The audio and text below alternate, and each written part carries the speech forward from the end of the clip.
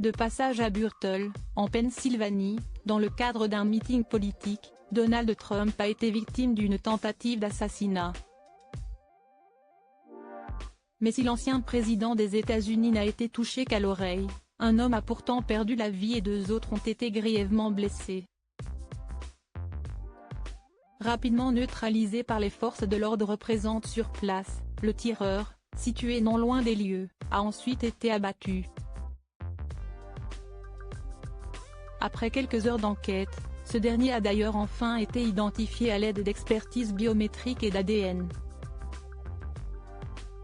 Selon les informations dévoilées par la presse américaine, citées par le Midi Libre ce dimanche 14 juillet, l'homme qui a tenté d'assassiner l'ancien président des États-Unis s'appelait Thomas Matthew Crooks.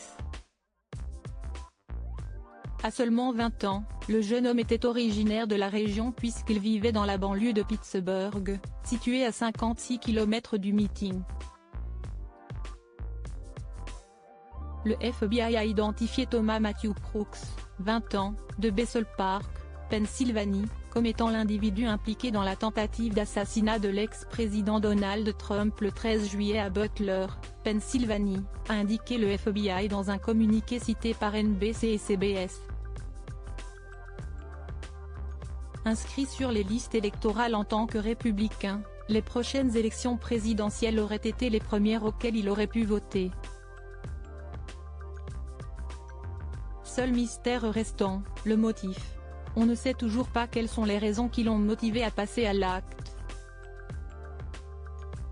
Tentative d'assassinat contre Donald Trump, découvrez les clichés de son évacuation par le Secret Service et Donald Trump, cette sortie rassurante après le drame quelques heures seulement après la fusillade dont il a été la cible. Donald Trump n'a visiblement pas oublié quelle était sa priorité, sa campagne en vue de redevenir potentiellement président en novembre prochain.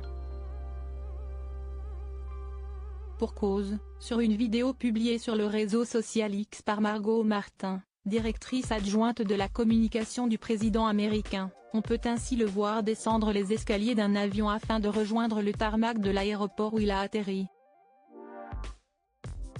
Vêtu d'un costume bleu marine, l'époux de Melania Trump est apparu en bonne santé, sans que l'on puisse voir sa blessure à l'oreille, causée lors de l'attaque.